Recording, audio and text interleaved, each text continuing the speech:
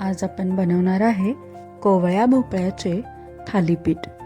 माझ्याकडे कोवळा भोपळा होता, त्याचे 4 फोडी मी घेतलेले आहेत इथे आणि त्याचा आता खीस करायचा आहे। तो खिसून मी ताटात घेतलेला आहे। यामध्ये आता मी सगळं सामान घालणार आहे। तुम्ही यापासून पुऱ्या सुद्धा बनवू शकता, परंतु ज्यांना तळलेले पदार्थ आवडत नाहीत त्यांनी माझ्यासारखं थालीपीठ सुद्धा बनवू शकतात। तर यामध्ये मी आलं, मिरची, कांदा, धने आणि जिरे ह्या सर्वांची पेस्ट घातलेली आहे। त्यानंतर हिंग पावडर घातलेली आहे आणि चवीप्रमाणे मीठ घालायचं आहे। ओवा सुद्धा हाताने थोडासा चुरून मग घालायचा आहे। त्यानंतर रंग येण्यासाठी मी थोडीशी चटणी घातलेली आहे, तुम्ही स्किप करू शकता, पण मला थोडंसं तिखट आवडतं त्यामुळे मी चटणी सुद्धा घातली आहे आणि हळद पूड सुद्धा।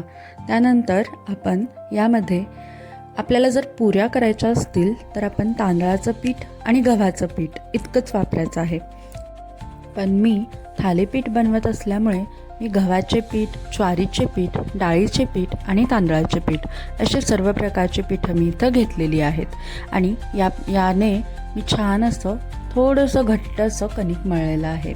पाहू शकता तुम्ही, मी दाखवलेलं इथं या पद्धतीनं आपण कणिक मळायचं आहे आणि याचं आता आपल्याला थालीपीठ बनवायचं आहे। भोपळ्याला ओलसरपणा असतो, त्यामुळे पाणी न वापरता मी इथे थालीपीठ बनवण्यासाठी मी इथे एक प्लास्टिकचा कागद घेतलेला आहे, त्याच्यावरती तेल लावलेलं आहे आणि कणकेचा एक गोळा घेऊन प्लास्टिक कागदावरती मी छानसं थालीपीठ थापून घेतलेलं आहे आणि त्यानंतर खमंग असं आपण थालीपीठ भाजून घ्यायचं आहे आणि आपलं थालीपीठ, भोपळ्याचं पौष्टिक थालीपीठ तयार आहे, जे लहान मुलांपासून मोठ्यांपर्यंत सगळ्यांना आवडणार आहे। तुम्ही हे दही, लोणी किंवा सॉससोबत सुद्धा खाऊ शकता आणि पुऱ्या केल्या तर पुऱ्या तर इतक्या सुंदर लागतात की लहान मुलं एकदम 4 ते 5 खाऊन जातील।